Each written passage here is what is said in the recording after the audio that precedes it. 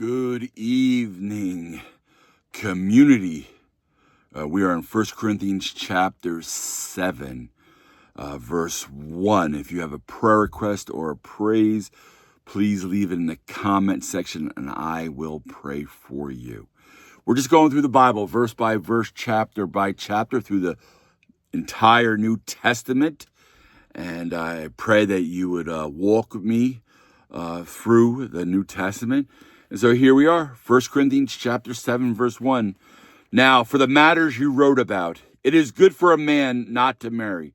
But since there is so much immorality, each man should have his own wife, and each woman her own husband. The husband should fulfill his marital duty to his wife, and likewise the wife to her husband. The wife's body does not belong to her alone, but also to her husband. In the same way, the husband's body does not belong to him alone, but also to his wife.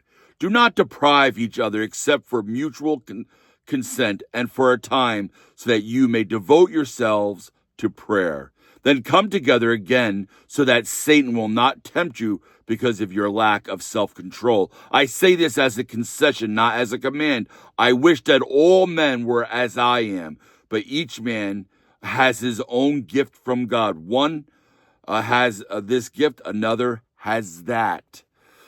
Now, to the unmarried and to the widows, I say, it is good for them to stay unmarried, as I am. But if they cannot control themselves, they should marry, for it is better to marry than to burn with passion. To the married, I give this command, not I, but the Lord. A wife must not separate from her husband. But if she does, she must remain unmarried or else be reconciled to her husband. And a husband must not divorce his wife.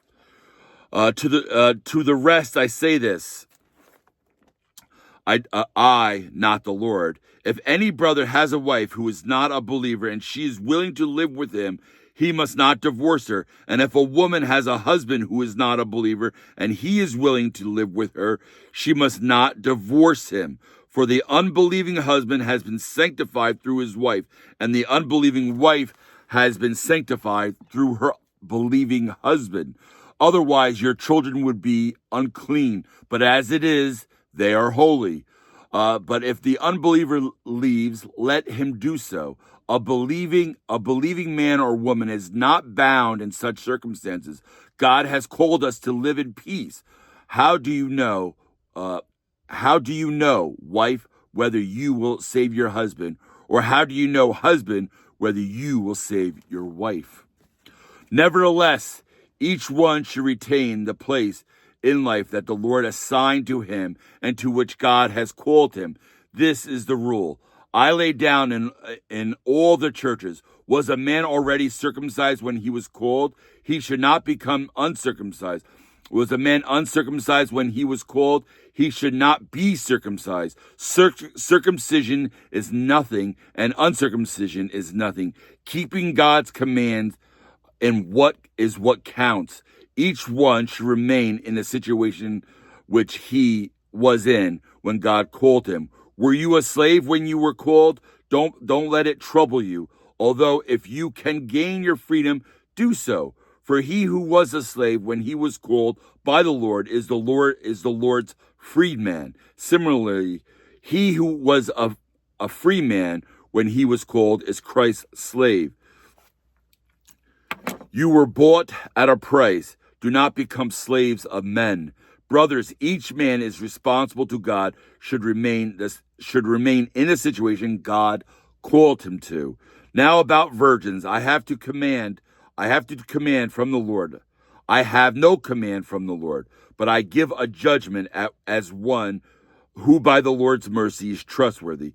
Because of the present crisis, I think that it is good for you to remain as you are. Are you married? Do not seek a divorce. Are you married? Do not look for a wife. But if you do marry, you have not sinned. And if a virgin marries, she has not sinned. But those who marry will face many troubles in this life, and I want to spare you this. What I mean, brothers, is that the time is short. From now on, those who have wives should live as if they had none. Those who mourn as if they did not. Those who are happy as if they were not. Those who buy something as if it were not theirs to keep. Those who use the things of the world as if not engrossed in them. For this world in its present form is passing away. For this world in its present form is passing away. I would like you to be free from concern. An unmarried man is concerned about the Lord's affairs. How he can please the Lord. But a married man is concerned about the affairs of this world, how he can please his wife, and his interests are divided. An unmarried woman or virgin is concerned about the Lord's affairs. Let her aim to be devoted to the Lord in both body and spirit.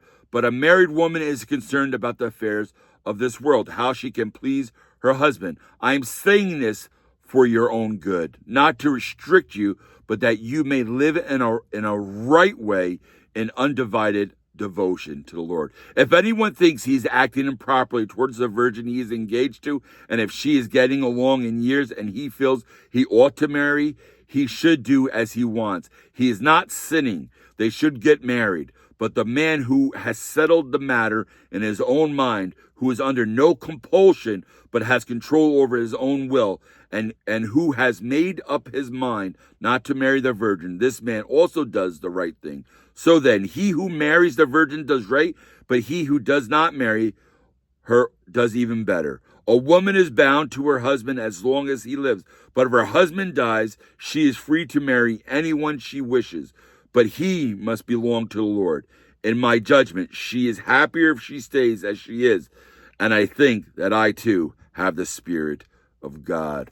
1 Corinthians chapter 7, please leave your prayer requests and praises in the comments section, and I will pray for you. See you in chapter 8.